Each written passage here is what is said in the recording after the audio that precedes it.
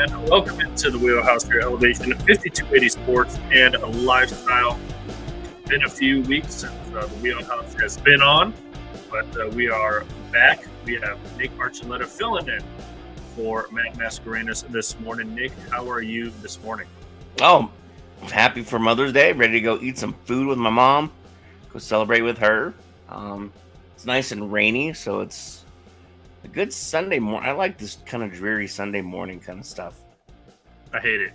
So, yes, happy Mother's Day to all of the mothers out there as we get this Sunday morning rolling with you. A lot to get into this morning. Don't forget to head to all of the social media pages. Go to Instagram, follow us, like us on there, over on Facebook as well, like the page, and on X, follow us on there as well. You can also follow Nick on Instagram and X as well at Arch2617. I'm on Instagram as SportsJunkie25 and on X as just my name, as you can see scrolling on the bottom. And also subscribe to our YouTube channel as well, as you'll see all of the podcasts that have video attached to them as well. And again, this and all podcasts are also brought to you by Pikes Peak Sports Cards. All right, Nick. Well, the NBA awards season. First of all, do you like the way the NBA does awards? I think it's kind of goofy. Scattered throughout the playoffs. No, I think it's kind of goofy because it kind of takes away from the actual individual honor that it's supposed to be. I mean, like, spreading it out gives the guys like the rookies and the MVPs a chance to like be the spotlight, but I just get it done. Most of us know already who the winner's going to be. Just get it done. It drags on and it just creates too much of chaos.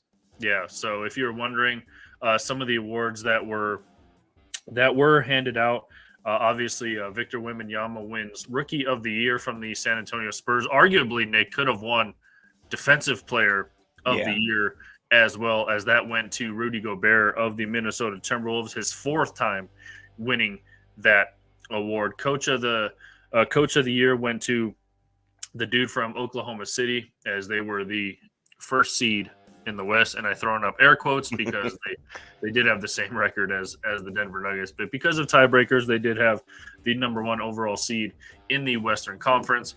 And of course, the MVP award went to Denver's own Nikola Jokic, which brings up a lot of different conversations, Nick, and most of it being toxic, most of it being stupid, most of it just being flat out dumb. Obviously, you have last year when Joel Embiid cried his way to the MVP. Everyone was sick of Jokic winning it, and arguably this should have been Jokic's fourth straight MVP. Yeah. But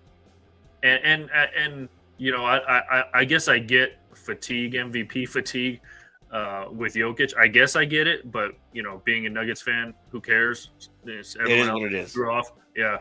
And so, I mean, what do you make of this whole conversation surrounding it? Obviously, last year, the whole Embiid thing, the whole Kendrick Perkins on ESPN thing, and, for lack of a better term, Jokic kind of took his foot off the pedal the last month of the season so he could just be not included in those stupid conversations. It's frustrating and annoying because you have a guy who actually does deserve it. He's team oriented. And I mean, everything he talks about, even in every press conference, you ask him about his individual performance and he reverts it somehow back to the team, which is what your most valuable player should do. Your most valuable player should be the focus to the point where he gets the rest of the team and builds them up and brings them up. And if you're going to award an MVP, if he's a tall white dude that's frumpy and looks like he's barely making it down the court, but is outlasting these dudes that have been playing, ABA ball and street ball and everything else throughout their entire lives, and he's outscoring you, and he's running up the triple-double records, the dude earns it. And I mean, as much as it might suck for you, because he doesn't meet your feeling of what an NBA player should look like. Guess what? Sometimes there's a guy that breaks the mold. Right, and he's broken the mold now 3 times in 4 seasons, obviously his third MVP. He had 926 voting points, 79 first place votes. So it wasn't even close. Now, It was a total landslide. Obviously, SGA, Shea Gilgeous-Alexander from Oklahoma City came in second, only 15 first place votes, and then Luka from Dallas came in third with only 4 first place votes. If anybody was next deserving, I would honestly say Luka. I mean, I would too. I get Shea was on the number 1 seed in the West. He averaged 30 points, but I don't know. I just something about Luka's game that I like. I don't know. I obviously haven't watched a whole bunch of Dallas nor Oklahoma City games unless they're playing the Nuggets, but other than that, Nick, it's just a weird conversation. I honestly don't know how Giannis came in fourth. He had 1 first place vote. Jalen Brunson, Jason Tatum, Anthony Edwards, Sabonis from Sacramento, and then Kevin Durant all the way at the bottom. He got 1 fifth place vote, and he made it on the ballot. He had 1 total point on the ballot. The media these days are so goofy. It's the equivalent of the one dude that didn't vote for Jeter, or the 2 guys that didn't vote for Ken Griffey Jr. for the Hall of Fame. It's like, oh no, I can't do it. He can't be unanimous. Yeah, dude, just look at the numbers, look at the play, look at what's going on. Just accept the fact that he's the most valuable player. It is what it is. Exactly. And so now we have Shaquille O'Neal, who's now become basically everyone's target number 1 because they literally announced the MVP award. Jokic goes on TNT because TNT owns the rights to all of these awards.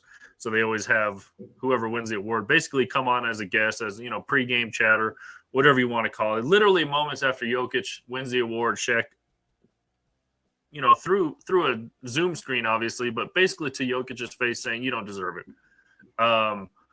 Which is weird because he's been such a defender of the Nuggets and of Joker. I mean, Chuck's been more the defender, but Shaq's been there too to have Joker's back from time to time. So that kind of threw me off.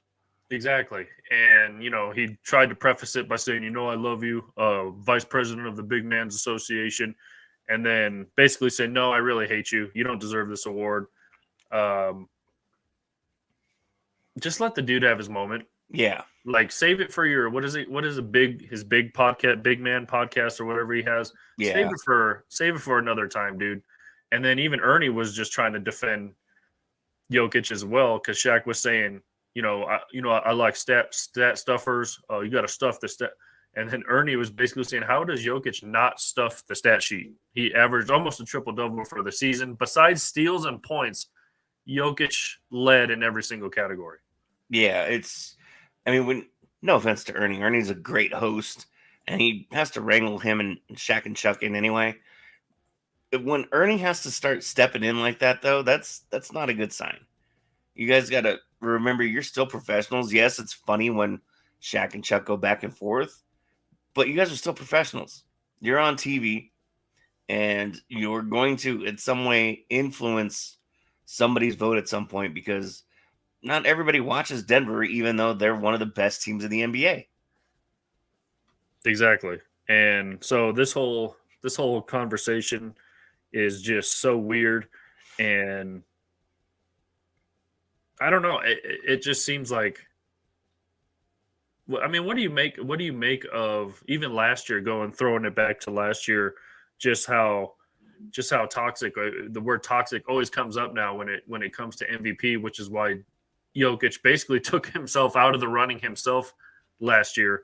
I'm almost surprised that the MVP talk wasn't as loud last year or this year as it was last year, just because I think Embiid was campaigning for himself, and Shaq Shaq, I don't know if you saw, responded to what Shannon Sharp said. Shannon Sharp said he's jealous of Jokic and stuff like that. I don't want to get into the whole paraphrasing thing, as it was a long. I don't know if I don't remember if it was Instagram or Shannon X. Or Sharp, long-winded? No, not him. By the way, Shannon, don't come back to Denver because he's a Lakers fan. no. He's my favorite Bronco. I know he was mine too. He was mine too. Yeah, sad. I wore 84 for him. The turntables have turned. And did it seem to you also that the MVP talks this season weren't as loud as last season? Because obviously Joker's not going to campaign for himself. SGA didn't even know when they were announcing the award, so he seemed like he could have cared less. Luka is almost the same personality as Joker, who's just like, what's going on? So the top three guys really seem to not really talk about it. It wasn't as loud as a conversation just because you had Joel Embiid campaigning for himself. These three guys, the top three guys in this conversation, didn't really mention it. Yeah, it did seem a lot quieter this year. I mean, it's almost as if everybody knew Joker was going to get it already anyway. And I don't know. It just, they weren't pushing it so much. And I don't know if it was because we were focused on a playoff race or if it was just that it was almost as if the votes had already been cast and it was just a matter of when they were going to give it to Joker. Yeah, and that's what it seemed like because it was almost a foregone conclusion listening to different media types, at least in Denver, like, Joker's all but won it. Yeah. And, I guess I get the fatigue, not being a voter, not being in that arena. I have no idea what that's like. But you have guys like JJ Redick who basically told Shaq to his face on Shaq's podcast, I voted for Joker. And then Shaq got all jealous and upset again, saying, how do you get a vote and I don't? So maybe he's just a jealous person in general. He's mad that he didn't get a vote. He's mad that Joker won it again. He's mad that Joker's career is going to be better than Shaq's when it's all said and done. Oh, yeah. I don't know what – and Shaq's one of those big, lovable dudes who everyone seems to gravitate towards, whether in person or on TV. And now, again, at least in Denver, he's become public enemy number one. Yeah, you see these videos of him, like, I mean, there was one, some little kid just, like, walked past security and went up and hugged his leg. And at first he's like, the hell's going on? Looks down, and security's, like, trying to get this kid. And he's like, oh, no, stop. And, like, takes a picture with the kid and signs a hat for him or something. You see, like, all this stuff. There's some law enforcement. There was a police department that had him come out and play basketball with these kids in the street because they were getting a noise complaint because these kids were playing basketball too loud. And so he shows up and, like, you see this stuff and you're like, oh, okay, I love Shaq. But then the dude starts talking and it's like, you're supposed to be a professional basketball player that has this knowledge and experience and you're talking at your ass right now, dude. Where did the shift come? I was just about to say the shift was crazy for Shaq. I don't know when it really took place, but now it's out in the open because of what he said. Basically, it's Joker's face saying you don't deserve the MVP. And then he kept saying, I'm not trying to take anything away from you. Congratulations, but you don't deserve it. I love you. I love you, but I really hate you. Basically, and I love Joker's response, but I wish, honestly, I know Joker would never do this, but I wish he would have just acted pissed off and been like, all right, see ya, and just hung up on the guys. He would never in a million years do that, but it would have been, I wouldn't blame him if he did. Just be like, whatever. And I liked his response saying, he's like, we don't judge people here, Yeah. we don't judge people here. That's your opinion. I wish he wasn't joking when he said that, even though he was joking when he said that. Yeah. But I wish he would have just gotten frustrated. Like, dude, again, he would never come out and say this, never do this. Like, dude, let me have my moment. I do deserve this. If anything, I should be a 4-time MVP. Maybe talk about yourself in the third person. Be like, listen, Shaq, the Joker is the MVP. I don't know, but it worked for Prime. Yeah, it works for Prime. But yeah, I mean, it's just become a weird conversation, almost a taboo conversation, especially when it comes to Joker and him winning it 3 out of 4 years now. Yeah, I don't know. It should be celebrated across the NBA. I mean, he's changing the game. He's making it big in Europe. He's letting people know that it doesn't matter what you look like. You can go out there and you can actually play the game. I mean, when I was growing up, Muggsy Bogues was a big dude for me because he's a short guy. And so, to see a short guy out there playing amongst these giants, it gave me at least a little encouragement that if I wanted to play basketball, I could. And now you got Joker out there that looks like just your normal 9-to-5 dude that knows how to play basketball, and he's tearing up the court. Yeah, and a guy like Spud Webb, who I think was like 5'9", won a dunk contest.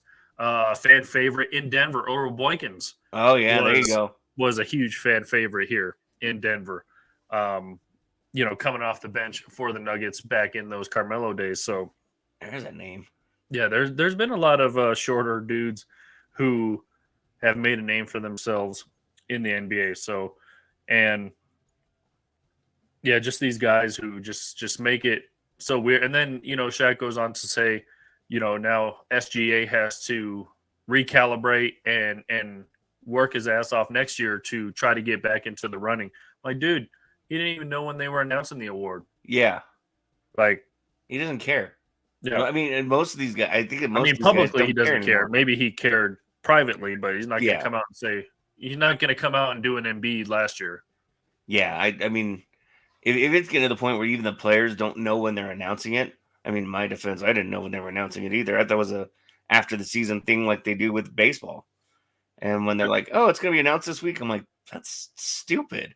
There's basketball going on still. I heard a reason why at least the NBA does it during the playoffs. It's just so they can hand out the awards in those specific teams' home games. Because I think Gobert got the Defensive Player of the Year in Game 3, along with Naz Reid winning Sixth Man of the Year.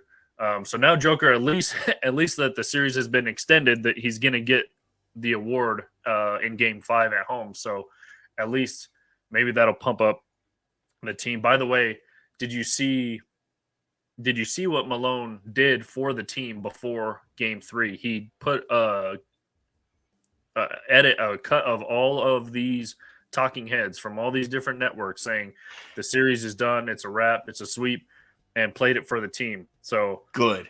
And I think the Shaq MVP thing was in there as well. So I think that helped pump them up a little bit. So that was pretty cool. Yeah, they absolutely needed it. I don't know. I don't know where their heads are right now. Like we all know how good this team is, and they know how good they are. And I don't know if they just think they can coast their way again this year because it was so unexpected last year, or what. But I mean, I still think there's another gear in this team. Like I was talking about yesterday on our show and Drafted Uncensored. I still feel like yeah, they got 20 points up, but it just felt like they kind of hit it cruise control once they hit that 20. And I still feel like there's another gear. And I'm not trying to take away from the fact that they did what they were supposed to do and win. But it felt like there was another gear there where they could have gone up to 30, 40 points ahead. Yeah, and usually when they kind of take the foot off the pedal, they let teams almost creep back in, but at least they didn't do that either. So yeah. They basically held it to 20 plus points for the better part of 3 quarters. So that was good to see. And so the Nuggets survive Game 3. Game 4 is tonight, along with the Knicks and the Pacers, as that one is 2-1. New York, have you been watching this series, Nick? It's actually been a pretty fun series. This Knicks team has been fun to watch. I was glad they disbanded of the Philadelphia 76ers. Yes. And I was happy to see Joel Embiid pissed off that there were so many Knicks fans in Philadelphia. Anytime that a guy loses is become celebrated now. So that's always fun. But have you been watching this series? I think Tyrese Halliburton is now game time decision as he's got back problems, ankle problems. He's got some kind of contusion somewhere. So I think he is a game time decision. But overall, a pretty fun series for Indiana and New York. As Nick may have frozen. There he is. Hang on, there we go. Sorry, my computer got angry at me for a second there. I was trying to close a window that I had open. I've been peeking in here and there because I got a couple things that I follow where I have some Knicks fans, so they kind of pop up. So once in a while, I'll check in on the game, and it's been an interesting series for sure. Most definitely, and the other Eastern Conference series, I was hoping Cleveland would somehow make it out of the East. I mean, it's only 2-1. Boston always seems to drop a home game. It's just almost inevitable for Boston to play better on the road in the playoffs. But Boston basically had control in the entire second half of yesterday's game as they take care of Cleveland 106-93. And now, honestly, Nick, I am hoping that the Oklahoma City Thunder get beat by Dallas just so this MVP conversation just can finally be put to bed as Dallas goes back home and wins. They split in Oklahoma City, and Dallas goes home and gets a very close victory, 105-101. And I thought heading into this series, Nick, that the Mavericks matched up pretty well with the Thunder. Yeah. The Thunder have, Chet Holmgren, who's a tall guy, and Dallas is just huge underneath with Lively, and so they got a lot of length on their side too. So I hope Mavericks just take care of the series. Yeah, I mean, number one, I would rather play Dallas than OKC anyway, because I mean it would just further that story in OKC's head that they're destined to do it this year after just getting walloped last year, but they're not there yet. Let's keep the puppies where they need to be. Let's smack them down a little bit and remind them that the Nuggets are still the best. Yeah, they got to get another one on the road. First time, by the way, that Denver has dropped 2 back-to-back home playoff games since 2021. By the way, so wow. It had been a while since that even happened, and those games. The game one, they only lost by 7, but it really wasn't even that close, minus a few plays here and there. But game 2, obviously, we know the carnage that came with game 2. It was just bad all around. And game 3, they came out firing first and never looked back. I like what the Mavericks are doing again with the Thunder. They match up really well with Oklahoma City. Celtics and Cleveland, again, I hope somehow Cleveland makes it out. But I just don't know if they have enough. Donovan Mitchell is pretty much just putting that team on his back and doing all he can. And Cleveland actually has a decent supporting cast, but it just seems like Mitchell pretty much has to do everything. And obviously the Knicks and Pacers, I don't really care who wins that series. I don't mind either team. Again, Knicks are fun to watch. It almost seems like it almost seems like Brunson is in the same category as Donovan Mitchell, but you got, what are they calling him? The Nova Knicks with Brunson and DiVincenzo and Josh Hart. By the way, did you see Josh Hart in 2 games never sat down, never came out until game 3. He sat down. Yeah, he sat down for like 2 minutes. Yeah, he was like calling himself Mr. 48 for a little bit there. Yeah. I was like, dude, that's crazy. I mean, hey, you got the stamina to do it, go for it. Well, yeah, especially when rotations are just sliced to the bone in the playoffs. Yeah. You only have a 7-8 man rotation when it comes to the playoffs. It's almost weird to me though that Brunson, DiVincenzo, and Hart play together as much as they do, because that's 3 out of the 5 guys on the court. And that's a pretty small lineup when you have those 3 guys playing pretty much at all times. Yeah, I mean, it is a little weird. But I think it's just one of those things where they know how to work with each other so well that they can find holes within that defense to still put points on the board or get to the rack. Yeah, so they have a lot of chemistry with the Nova Knicks, as all three of those guys went to Villanova. It's always cool when like past college teammates somehow end up together Yeah. in the pros, and you can obviously see the chemistry that all those guys had. Josh Hart had like 16 rebounds in, I want to say, game 2, if not game 3. So that dude has just been all over the place. Plus his hair is cool. He's got the New York logo braided into his hair. So that's always cool to see. So that series will continue tonight as well, as that'll be the early afternoon game, as that'll get going at 3:30 Eastern time, which is 1:30 Mountain time for us here. And obviously the later game will get going at 8 Eastern, obviously 6 Mountain, as the Nuggets look to even this series with the Timberwolves. Before we move on from the NBA, what do you make of the whole persona of Anthony Edwards? Obviously, he had a lot of Jordan comparisons, and they were saying, has Jordan been hiding a kid for all this time?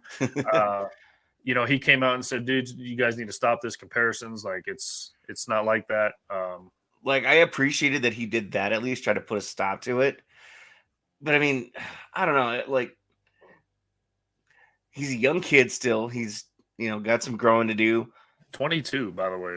And I mean, like, some of the stuff he was doing, the T-Wolves had that game 2 in hand already. And, he's doing the whole, obviously the comparisons to Michael Jordan, hands up. Like, what? I guess I still got it and you guys still can't do anything about it. And it was starting to turn me off to the point where I was starting to see a real punchable face. And I don't know, like, if you're going to own a team, you're going to own a team for a game. It's going to happen from time to time where a defense just isn't going to show up. But, when you're up like that and you're treating it like you're running this team into the ground and you're going to just sweep the hell out of them, I can't stand it. Let's be humble still. And hopefully the Nuggets in game 3 made him humble again. Yeah, definitely. And they for as much as he played so well in the first 2 games, they basically shut him down in game 3. The Nuggets defense intensified it, and really, I mean, it's the first time Minnesota has scored under 100 points all playoffs. So that really says something about Nuggets coming out on all cylinders, especially on defense. As KCP, I thought KCP wouldn't be able to handle Anthony Edwards just because Edwards is so strong. Yeah. And let's face it, KCP is a skinny dude. I thought that Anthony Edwards would have his way, and to his credit, maybe he did in games 1 and 2. They had to put Aaron Gordon on. I thought Aaron Gordon would be on Anthony Edwards pretty much all series, but then you have to have someone to defend Cat. So yeah, and both of them did a pretty good job on both of those guys in game 3.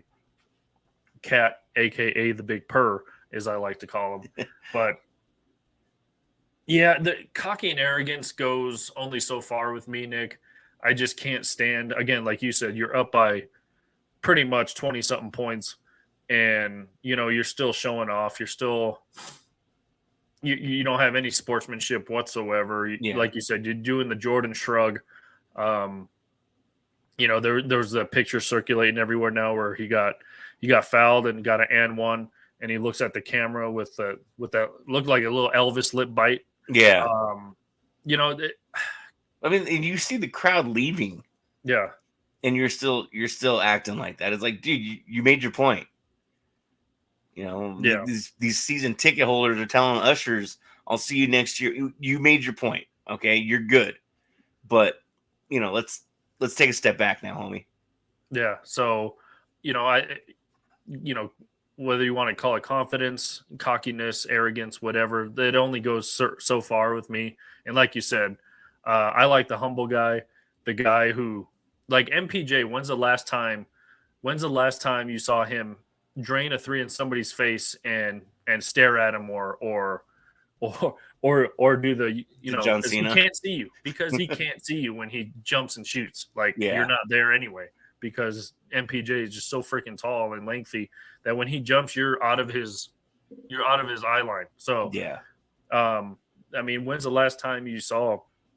I guess Jamal Murray, and he needs to play like that. But he does it in the moment though Yeah, too. he It's not doesn't like when LeBron blocked his shot, and again, dude, LeBron, you're almost a foot taller than Jamal Murray. You should be blocking his shot, by the way. yeah. And he did that little shoulder Shrug, thing, and yeah. then a couple quarters later, Jamal dunks on his Dunked tiara on and does the little shoulder things like that. I get. I still don't like the cocky player, the arrogant player, up to a certain extent. I like the humble guy. I hate it when Joker complained after every single call, like Luka does now, and like Anthony Edwards does now. And Joker's kind of stopped that unless it's blatantly obvious. So just the I don't know if I just saw this clip of Luka basically complaining almost after every single play last night. And it's gotten to the point where it's almost hard to watch when like, dude, not everything is a foul. There's going to be contact. So things are going to happen. It's basketball. I mean, well, even when it is a foul, sometimes it's going to be hard to see. These guys are moving. There's professional athletes. They're still moving fast. Occasionally you're going to miss one. Look at the NFL. Yeah. I mean, like, yeah, what is the most common thing in the NFL? There's probably holding on every play. Yep. It's just whether the officials want to call it or not. There's probably a foul on every single drive, every single play in basketball. But you can't call them all. I mean, eventually, in football though, you can have as many penalties as you want called on a guy. You're not going to foul out like in basketball. Yeah. If you call a foul on every play, you're not going to have anybody to play. Yeah, and I mean, most of these officials know they're not paying to see them officiate the game. They're paying for the guys that are on the court that are actually playing the game. Some officials think that way. That's why I said some.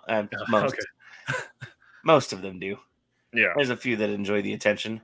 I know. I'm surprised because Tony Brothers officiated the game 3.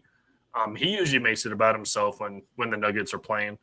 I think he's thrown Joker out like 2 or 3 times in his career. So yeah. And you could tell the frustratedness, I don't know if that's a word, of the Nuggets showed up in Minnesota in game 3. They had like 2 or 3 technicals and they were yelling at the refs. They didn't throw any heat pads. But they're probably plugged in now so they can't go very far. Yeah. And of course they were teasing Murray like, hey, I mean, he couldn't hit a shot. He couldn't hit the ref with the heat pad either.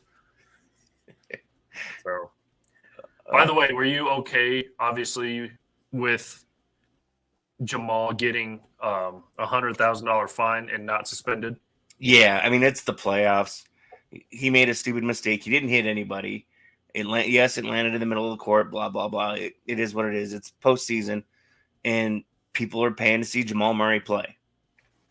So slap him with a bigger fine, and, instead of a $25K fine and a game suspension, get him with the $100K. Don't do it again. You're lucky you're going to play this playoff game, but do something like that again, we're going to have a different conversation. Well, my whole thing was too. He doesn't have any priors. Like he's not. Everyone was saying if that was Draymond Green, he would have been suspended for 3 games. Well, yeah, Draymond Green's been an idiot for 15 years. That therapy he went to obviously clearly did not work, by the way. So yeah, Jamal's never done this before. I'm honestly surprised it wasn't a heftier fine just because he technically threw 2 different items. The towel just never made it onto the playing surface, and the towel boy helped him out by grabbing that thing quick because it did land. The ref did step on it because the towel guy tried to pick it up once, but the ref was standing on it, so he couldn't get it. But the shout out to that towel dude because he cleaned that thing up quick. That's awesome. Hey, that's knowing your job though too. Yeah, he's like he was like, oh shoot, that looked like it came from one of our guys, so I better. Yeah, we better make sure that gets away from there real quick. And they could have made it like he was just throwing it back to the towel guy, but clearly he was trying to, because the ref was standing right there. And then everyone was mad that Malone didn't get tossed after. By the way, that was my favorite moment of game 2 when Michael Malone came like all the way in the middle gonna, of the court. Yeah, I thought he was going to throw punch that ref. Like I thought bows were going to be thrown, and because if you saw Anthony Edwards, he was about to complain to the ref about something, and then Michael Malone just blew past him and started yelling. And the look on Anthony Edwards' face was so funny because he was just like, "Never mind," and then he just kind of walked away. The look on Anthony Edwards' face was priceless because he's just like, "I was going to say something, but never mind." Yeah, that was actually really funny. And then, I mean, the fact that Aaron Gordon had a hard time holding Malone back was funny as well, because AG ain't no small dude, and not to knock Malone, he's not exactly a big guy. He's thick, but when he gets in pitbull mode, man, they were really having to pull him back. Yeah, it was crazy. I'm surprised. I'm honestly, and I think Malone did it on purpose to try to fire up his guy. I think he was trying to get tossed. I think so too. It looked like a baseball manager trying to get tossed. Yeah, just to fire up his guys, and it clearly did not work. But it was a funny moment. Yeah, it was. That was about the only part of the game I actually enjoyed. Yeah, and the look on Edwards' face was just hilarious because he was just like, "Never mind," and then he just kind of walked away. But it was pretty funny. So we got a couple games tonight, as we mentioned. Nuggets Timberwolves is the nightcap, and Knicks and Pacers will get going this afternoon. And yeah, it was just, there was a couple memes out there. I forgot what they said, but if you can go look up a few of those memes where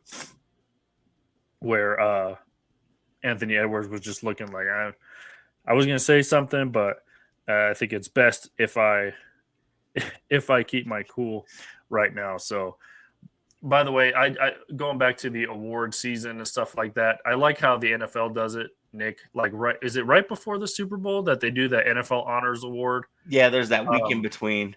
And then the NHL does a whole award show. Mm-hmm. Like you said, baseball does a little different. I kind of wish that the NBA would kind of do something like that. Kind of an award show, maybe in between the conference finals and the NBA finals or something like that. Yeah, like 2 days in between or something. Yeah. And it's easy I guess it's easier for the NFL because I think they do it in the city where the Super Bowl is being held. So everyone's kind of in one place anyway. Yeah. So I guess it's easier for them to do that. But I would like to see some kind of award show because these awards, for the NFL are big. Everyone's tuning in. Who's winning this? Who's winning that? Basketball's getting to that point. Yeah. The sport's grown so much. And again, there was that time when Jordan played and it was big. And then Kobe came in. And then after Kobe, it just kind of died down a little bit. Now it's starting to get legs again. And you're starting to get viewership up. You have an opportunity to, NFL, every opportunity the NFL has to make money, they will do it. And so the NFL will sell tickets to an award show that, for most of us means absolutely nothing except we get to cheer our 1 or 2 players that maybe is getting an award or got voted for. And, the NBA has an opportunity to do the same thing. They just, for whatever reason, choose not to. And it takes away from the individuality, I think. Exactly.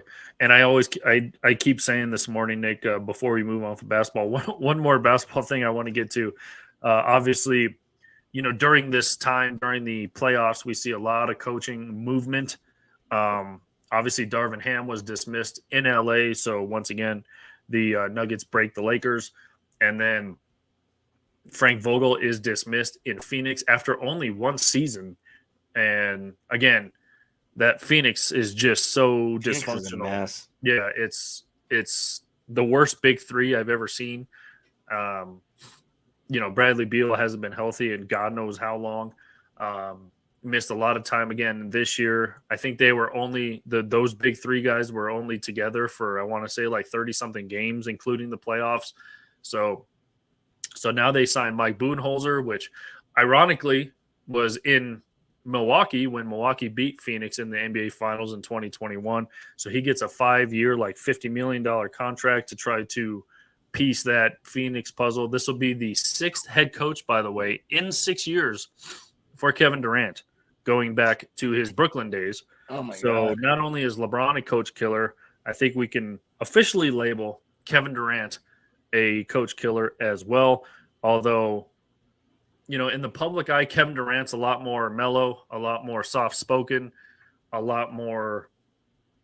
I throw another kind of soft spoken adjective out there for Kevin Durant, but behind closed doors, who knows what the heck he's doing? He could be reaming on these dudes.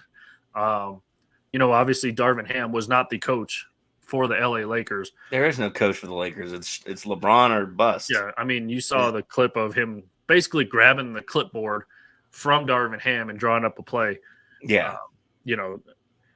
Stupid. I don't know. I mean, why bother at this point?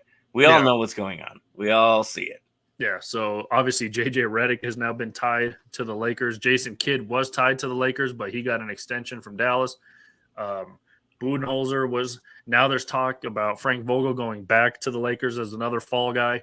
So nothing's going to change till they get rid of LeBron.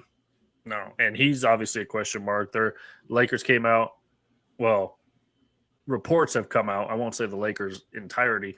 The reports have come out that they're going to give LeBron whatever he wants. They'll draft his kid, even though LeBron now says that's not a priority for him. So we'll see. We'll see what happens. Yeah, okay. Not a priority. Yeah, sure. I'll believe that when I see it. Yeah. So they're going to make Bronny, who's probably not even projected first-round pick, he's somehow going to be drafted in the first round to wherever LeBron wants to go. So, there's talk about him going back to Miami, back to Cleveland, to the Knicks. Just, God. If I was Jalen Brunson, I'd be like, no, we're good. Dude, I don't. We're good over here. I don't know. Maybe it's just a loyalty thing with me. Like, I couldn't switch teams like freaking underwear, dude. It's stupid. Like, I don't know. I don't know how these fans stay loyal to LeBron. I mean, if anything, if I would want to see him go anywhere, go back to Cleveland for a year and retire. Yeah. Go back to where you're from. Go back to where you started. Go back to where you brought him a championship for the first time ever. I mean, you still wouldn't have my respect, but you'd maybe just above where the gaslight comes on. Or maybe I'm still riding down the road with the gaslight. That's how much respect I'd have for LeBron at that point. Yeah, I can give you a golf clap, and that's about it. Yeah, so we will, of course, all eyes are on the NBA offseason. There's a lot of movement could be coming not only from LeBron, but from other big names. Paul George is out there. He's an unrestricted free agent. So we will see what happens with all of these teams and all of the movement that is bound to happen. In the NHL last night, obviously, here in Denver, it was a weird game to watch. I don't know if you watched it, Nick, but I mean, I posted on X. I said my nephew's 8-year-old hockey team had more speed than I saw from the Avs last night. It was just it looked like the Nuggets in like one of those Laker games where they just like we're gonna win this series. I mean, we just let's just get back. I think it was like game 4 in LA where they were just like, let's just go win at home. Like we don't want to be here. Screw this. It almost looked like there was just no sense of urgency last night on the ice for the Avs, and it was sad to see. And then it was 4-1, but 2 of those were empty net goals. So yeah, I mean, it really was a 2-1 game. Yeah, I mean, it was just weird to watch. I watched highlights of the first 2 periods. I did get to watch the third period. I was working the Rapids game last night, so when we were waiting to get dismissed, I was able to watch the third period, and there was just I don't know what they were doing different with their skating. They didn't hold the puck in that Dallas zone as hard as they were the other 2 games, and Dallas found a way to just keep that puck neutral zone on, which is really odd for this Avalanche team because they usually are able to control that neutral zone, and Dallas doesn't really maintain control in the neutral zone very well. And I don't know. It was a really weird, like you said, weird game, I guess is the best way to put it. Yeah, it just seemed like they, I don't know, were coasting. I don't know what they thought. I mean, Dallas was a higher seed than them for a reason. Dallas played the Avs pretty well during the regular season, so I don't know what they were thinking. I think they were just like, we're at home, it's going to carry us to a victory. I honestly don't know how they had more shots on goal than Dallas. I really don't. Yeah. At the end of the third period, it was like 28-13 in shots on goal, but somehow Dallas had 2 goals at that point. Yeah. Well, and Georgie did his job. Yeah, he held them to 2 goals. Yeah. So somewhere in there that the other guys need to, stop worrying about Georgie at this point and do their job. Exactly. So I don't know what their thinking was. I hope Bednar kind of lays into him a little bit to wake him up. It's your first home game in the series, and the crowd was there. Like, the crowd was ready ready to explode, and it just never happened. Yeah. So, and again, I don't know if being at home, they thought it would just carry him to a victory, but I mean, they went 0 for 3 on the power play, which is super rare for the Avs. I mean, there was one power play. I think they didn't have any shots on the power play. Yeah, you can't do that. Yeah, so it was just, I don't know. And again, maybe we'll hear some more comments in the coming hours or days of what their mindset was. But they dropped 4-1, so Dallas takes a 2-1 series lead, and it was important to split on the road to begin this series. So just imagine if that didn't happen, and to split on the road, they had to come back from 3-0 down, and win in overtime. So just imagine if that didn't happen. And the Carolina Hurricanes stave off elimination as they get a win in Game 4 to beat the Rangers. So the Rangers still hold a 3-1 series lead in that one. Today's games, we'll see the Florida Panthers and the Boston Bruins. Florida leads that series 2-1. And then the Canadian series, the Canucks and the Oilers, that one is all even at 1 game apiece. So those games are going down today. So, yeah, I mean, New York, I thought they would struggle against Carolina, to be honest with you, Nick. Carolina was one of those teams that were picked to not only reach the finals, but win the cup. Win the cup, yeah. Yeah. And they find themselves down 3-1. I don't know what happened. I was expecting at least a good series, but I mean, New York's just stepped it up a whole other level. I don't know what got into the Rangers, and I mean, hopefully it transfers up into the Bronx so the Yankees get some of that luck, but we'll talk about that later. Yeah, so it was it's been pretty entertaining NHL playoffs, to say the least. So hopefully the Avs can get back on whatever they did to split in Dallas. The intensity was just not there last night. And again, I don't know what it was, but hopefully they it's funny because, they were down 3-0 in Game 1. They were down 4-0 in Game 2. I'm like, and the Nuggets were kind of doing the same thing, like just not winning those first quarters, not winning the first half. And I was like, the Avs are pulling the Nuggets right now, just letting these teams get 1-2 steps ahead and never being really able to recover. Yeah. You can't do that in the postseason. You can do it in the regular season all you want. Postseason, it's going to bite you in the ass. Yeah, because all these teams are super good and they're there for a reason. And, in the first period, I thought, just like the Nuggets did in Game 3, I thought the Avs came out punching. They basically held the puck in Dallas's zone for the better part of that first period. And, shots on goal kind of reflected that. But again, I don't know what was up with their power play. I don't know what was up with just dumb penalties. And, just going 0 for 3 on the power play really is rare for the Avs to show up, especially in the playoffs. So with all the big guns they have, it was funny because on the 4-letter network, it's just funny how much respect the Avalanche get in the hockey world and such disrespect the Nuggets get in the basketball world, it is just crazy to me, the two sides on the same network. Yeah. Just because in game one at the end of the first period, it was 3-0 Dallas. And, the guys on the hockey guys on ESPN were like, Avs haven't played for a week. They'll have a better second period, third period. If not game two, their big dogs will come out, firing. And sure enough, they did. And I was like, and then you go to the same network on the basketball guys, they're just basically saying, F the Nuggets. Screw them.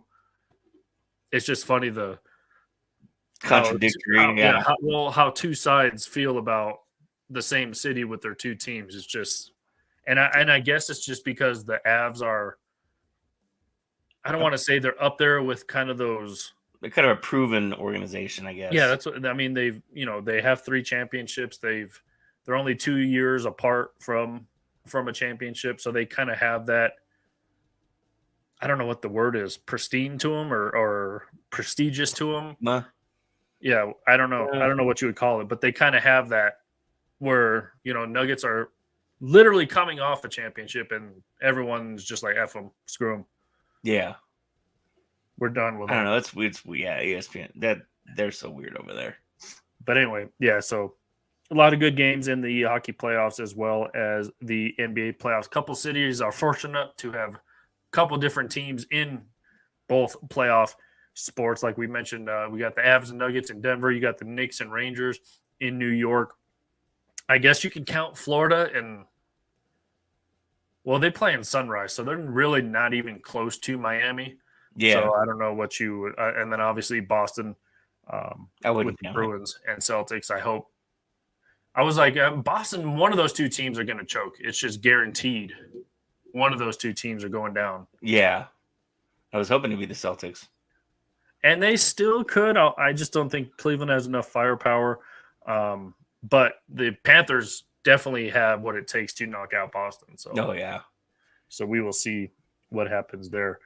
And, yeah, so a lot of buzz now about the WNBA. It was announced that Toronto is going to get an expansion team. Moving them north, eh? Yeah, which I'm kind of disappointed in because last year it was between the Bay Area and Denver. And obviously the Bay Area got the expansion team, which will start not this season, but next season. Toronto will start not next season, but the season after that. I was kind of disappointed that Denver didn't win for this next season, but then Toronto beat them out. Unless Denver's just like, no, we're good. I don't know what it is, but we'll see a WNBA team in Toronto in a couple of seasons. So does Ball Arena have enough room for him is the question. Well, yeah, because every WNBA team is backed by whatever city's NBA team is. Yeah. So I would imagine. Well, I don't know. I don't know how it would work because WNBA tends to start like now during the NBA and NHL playoffs. So those conversion teams that have to switch from the ice to the hardwood. Or would you throw them at the convention, or not the convention center, the Coliseum? Yeah, until the playoffs are over, I guess. Yeah. But depending on how long the Pacers stay in the playoffs, but they don't have a hockey team, so I guess you don't have to worry about that. Yeah. So I don't know. I was kind of hoping Denver would somehow get a WNBA team, but not at least for the next 2 seasons. And it's for selfish reasons, Nick, because it'll open up a lot of different jobs for everybody. Yeah, a lot of different media jobs for a lot of people. So no, I was thinking the same thing. I mean, yeah. What better way? I shot an application to future positions at the WNBA Bay Area team. Nice. They don't even have a name yet. They're just called WNBA Bay Area. That's awesome. But they will be playing at the new, is it Chase Center? Or do they open that yet? So? No. Did it open? Wherever the Warriors are going to be playing is where. I think it's just finishing. Yeah, I think next year is their first season in the new. You're right. In the new arena, but yeah, obviously a lot of buzz around the WNBA nowadays, just because Caitlin Clark has made her way to that, and now already getting criticism that Angel Reese and company are not getting. I think they only have one national game for the Chicago Sky. Obviously, you have Camille Cardosa and Angel Reese going to Chicago. They're only getting one national game. Meanwhile, Indiana's getting like 22 because of Caitlin Clark. Hey, and they only play 48 games, so that's give the almost people half what their they season. want. Isn't Chicago also? Didn't their draft pick like come into like a high school gym for her press conference and in front of like 8 people? Was that I don't her? know. I know it was. I know a lot of these WNBA like practice gyms are getting a lot of scrutiny now because of just the conditions, I guess. But again, just like when they were talking about Caitlin Clark's salary, I'm like, you guys are just noticing this now? Yeah, It's been this way for like 20 years. yeah. They don't get paid a lot. There's not a Yeah, lot of fans in the stands, and that's where part of their money comes from, plus merchandise and you know their to throw the phrase out there, the NIL. exactly. And now, Caitlin Clark's going to be fine, by the way. She's going to be Oh yeah, making millions of dollars. Um, uh, I don't know if you saw the chick from the Aces, the Las Vegas Aces. She was kind of upset that she's a 2-time MVP and not had a shoe deal yet. And then Caitlin Clark got a, what, like 15-figure salary from yeah. Nike. And then it was just announced yesterday that Asia Wilson from the Vegas Aces just got a Nike shoe deal. So Nike was just like, all right, whatever, we'll give you a shoe deal. So There you go, crybaby. yeah, so she should be getting a nice salary here soon. But we talked about this when Caitlin Clark's salary was revealed. Like, what do you think Lisa Leslie and Cheryl Swoops was making? Yeah, Probably less than what Caitlin Clark's making because they played, 10, 15 years ago. yeah. When league first started, Yeah, and there was nobody going to those games. exactly. So I don't know. All of a sudden, people are starting to notice this, and the conditions of the practice gyms, the NBA teams that are backing these. Just we got a corner lot for you guys. Yeah. I think things will change now just because of the notoriety of the WNBA and these bigger college names. Caitlin Clark, scrutinize her all you want. She's the reason that everyone knows about people's salary now and practice courts and when your games are. Chicago. Well, look at even the U.S. women's national soccer team. Everybody was all fired up when they were like, wait, what do you mean you make that much money? And the men's team was making more and they were losing. Yeah. It's like what are you guys watching? Where have you crazy. Been? Yeah, it's just crazy that all of a sudden it's just, oh my gosh, she's making only $76,000. Hey, if I was 22 coming out of college, I would have loved to have made $76,000 a year. Right? That would have been nice 15 years ago to be making that coming out of college. But yeah, it's crazy that I think it was Vegas, the Aces, and they have a pretty nice stadium or arena, the Aces, because I think they're partly owned by Davis of the Raiders. So okay, he's got some money. He threw some money their way. They have a pretty nice facility, but the Indiana Fever and Caitlin Clark are coming there, I think, the second game of the season. So they had to move to T-Mobile Arena where the Vegas Golden Knights play because of Caitlin Clark. Because they sold out. They don't have enough. I don't know how that works. I don't know why you're selling more tickets with the original arena holds. But I guess the demand for tickets was so big that they had to move them into a bigger arena. I've been to T-Mobile before, and it's a nice venue. Let's see here. So they are. Let's see. Oops, not the Reno. I put in Reno Aces. But yeah, so they had to move to a bigger arena. All these teams that Indiana is playing, I think it was the Washington Mystics. They have their own little court that's connected to where the Wizards play. They moved to where the Wizards play because Indiana's coming to town and Caitlin Clark. So you can thank Caitlin Clark later. It's fine. that you're selling out NBA arenas now because your little dinky arenas can't hold that many people. So That's just insane. Like, I don't know. Let's see here. Dang it. I clicked on the wrong thing. So they are the Las Vegas Aces, and they play at the Michelob Ultra Arena yeah, and it's a in pretty nice Paradise. facility. Yeah. So it's not that far away. I mean, it's probably, 45 minutes away. It's 12,000 seats. Yeah, and they had to move to T-Mobile, which is pretty much right on the strip, if not Yeah, it's a like block or right so there. off.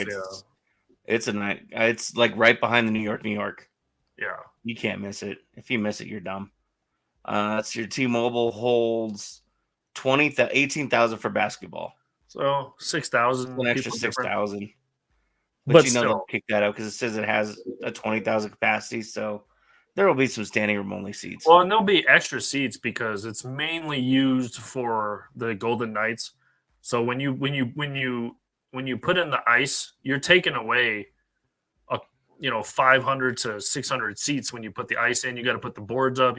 Got to put the glass up. So when it's a basketball arena, you're adding those courtside seats. You're adding those folding chairs. So you're going to have a lot more. You could have up to an extra 1,000. So it could be holding. What'd you say? 18. Yeah, it says 17.5 for hockey, 18,000 for basketball, 20,000 total capacity for. I'm assuming that's concerts or something else. So when there's basketball, it's going to be closer to 20. So yeah, again, you're going to have those extra seats that you can put folding chairs wherever you want and have people sit there. So yeah, that's then like I said, standing room only seats too. They'll find a way to squeeze people in.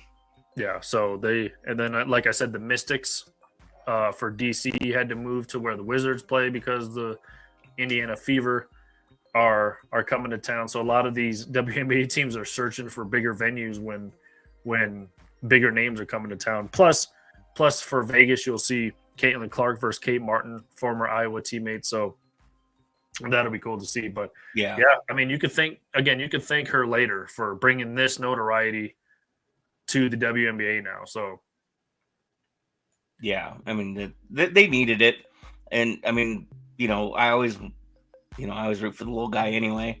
I've always wanted the WNBA to succeed because it helps little girls understand too that you can still play sports professionally. Yeah, and I like what they did in the NBA All-Star game the last season when they had Sabrina versus Steph. That was cool. Yeah, that was awesome. And again, it's only going to get bigger now.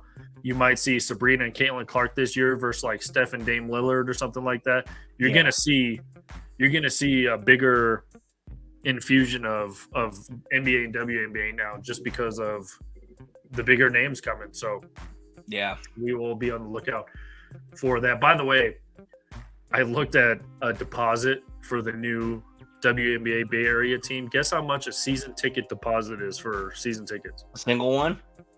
2,000. No. $300. That's it? That's it. Wow. Another reason I wanted. I mean, if Denver got a team, done. Yeah. The yearly subscription for the league pass for WNBA, $30. Oh, geez. I could do that. Yeah. So it's crazy just to see the levels of where this is. And again, that's probably going to go up after the season, if not during the season, just because of what we're going to see here. So look out for the Indiana Fever. They're going to be on ESPN a lot. Oh, yeah. Jump on that before it gets too big. Yeah. So we will see. We will see what. And we got a comment here. We'll reply to this comment on our way out, and it's your homeboy Colin. Nerd. Was the last time someone changed or impacted a sport as much as Clark is for the WNBA? Was it Tiger and the PGA? I mean, as an individual, yeah, I would think so. I mean, Tiger made golf fun and cool, and kids were wanting to play. I remember when he came out, and I mean, everybody was wearing Nike polos to the golf course, and I can't think of anybody else that's made that big of an influence since either Tiger or Michael Jordan. So I will say Tiger made me, and again, I'm not a golf person. I like going to like Top Golf and like putt golf, Yeah. but I've never been able to put 2 and 2 together. Yeah. And play an actual like round of golf. But Tiger didn't really change it for me personally. Like he made me aware of golf. But I'm more of, if I'm not good at something, Nick, right when I started, I have no patience for it. I'm done with it. And I'm not taking any away from golf. Golf, you gotta have so much patience and mental stamina for that game. I just have zero patience for it. But also at the same time, Tiger didn't make me want to go out and play golf. If that makes any sense. Yeah, for me it was. It kind of influenced me to want to play golf, but I know who I am and I know how bad I am. So for me, Exactly. When I go out and play whack fuck, I have a nice flask of bourbon and we have some beers on the way, and finish 2 cigars before before the 18th. There you go. That's the way to do it right there. I will say my biggest crowning achievement in golf, it was at a family reunion probably 10 years ago now, and my dad's like, we need 2 more. So me and my cousin Dustin were like, all right, we'll play. And it was a par 3. Oh, and I Happy Gilmore the shot. Or maybe I think it was a par 4, and I got a birdie on a par 4, Happy Gilmoring the shot off the tee. So that was one crowning achievement in golf. But again, I'm sure Tiger changed a lot of people's maybe opinion or view of golf. Never changed mine personally. Never made me want to go buy I already had Nike polos before Tiger made it cool. I'm just kidding. I don't know, but never made me want to go out the way Michael Jordan made me want to go play basketball, or insert name here to go throw a football. Yeah. Now I don't know if you saw that tweet where a gym teacher said, these boys were playing basketball, and when they shot a 3-pointer, they yelled out, Caitlin, instead of like when people shoot a 3-pointer, they're like Kobe, or now they're saying Caitlin Clark's name when they're shooting awesome. 3-pointers. That's awesome. I mean, just to get that recognition and to change a game like that, kudos to her. Yeah. And again, I don't know, who would you throw in? I mean, who would you throw into that conversation? When's the last time someone changed or impacted a sport? Griffey. There you go, baseball. I mean, yeah, everybody wanted to bat left-handed, and that cool batting stance he had. Sweet swing. Yeah, I mean, that's a good one right there. I'm trying to think. For me personally, obviously for basketball, it was Jordan. Yeah. During as a 90s kid, watching basically the Bulls in the championship almost every single year in the 90s was crazy. I think he would be the biggest one for me in any sport. Football, like you said, again, being a 90s kid, it was a guy like Shannon Sharp. It was a guy like Terrell Davis. It was a guy like John Elway, especially, the helicopter play made you want to go out and run and jump over people. So those are kind of the names I'll throw out. Yeah, those are about the same for me. Yeah, baseball's tough. I tried to emulate a lot of people's batting stance. The guys like Griffey, Gary Sheffield had that crazy fast. The Bagwell, he was almost sitting down. Yeah, pretty much as he batted. Larry Walker early years had an interesting one. He had that spread out stance on the left side. Yeah, and the big cat from the other side. Yeah, Andres Galarraga. I don't know. Baseball's tough for me because there was a lot of batting stances I tried to emulate, but I I don't know. I think Todd Helton was the reason why I played first base. Yeah. I wasn't a lefty. I could bat. I was a switch hitter, but I wasn't lefty glove side. So, they always say that lefties have an advantage playing first base on defense, but Yeah. I don't know. I could pick it like Todd. So I mean, there's still ways you could do it right-handed and still be an advantage. I don't know. yeah, I always thought that kind of irritated me. I know. I was just like, what is that even called? Like, sorry, I'm not ambidextrous. How do you say that word? Ambidextrous. Yeah, it's like ambidextrianism. Is sorry, I'm not left-handed. People. Right. But yeah, there's some of the names for me personally. But yeah, I mean, the way Caitlin Clark is making everyone aware of all of a sudden practice gyms and salaries has been pretty incredible. Yeah, I agree, and I mean, I hope it improves for those ladies because they worked hard to get to where they are. They deserve a good payday. And don't know if you saw this too. Now they're not going to be flying. Commercial? They will have chartered flights. Wow. So that's changing. That already changed. So they're not flying commercial anymore. So each team will have chartered flights, which I guess is a step in the right direction. Oh wow, that's crazy. Can you imagine getting on a plane and like Caitlin Clark sitting next to you? I got on a plane once and I was going to Ohio, and the Rockies were. I think the Rockies were playing an interleague game, and so I was flying to Toledo, and I think it was a layover before they went to Cleveland, and like 4 rows in front of me was Ryan Spielborg's. There you go. I was like, why is Spilly flying with us? I kind of almost the same thing happened to me. Me and my brother were flying to Chicago, and the Rockies had I don't know if they were playing the Cubs or the White Sox. This was a long time ago, and Drew Goodman was on our flight. Huh. He had his kid with him, and it was like during the summer, so they could have just wanted to get on a different flight, or maybe they didn't have a seat for his kid, or whatever the case may be. I don't know. Never asked him. Have a picture with him, but never asked him. But yeah, I was like, wouldn't he be flying with the team? Yeah, because Spilly was part of the broadcast crew at that time, and I was like, so that maybe that makes sense though. Maybe they're just like, screw the broadcast people, put him on a different plane. Unless he wanted to fly, maybe he wanted to go check out something else. Maybe he had family somewhere, so they were like, we can't give you a ticket if you're going to go off and do something on your. I don't know. Yeah, it was weird. It was just weird to see him out there, but by the time I was trying to get out there to go find him, he was gone. Yeah, so pretty crazy.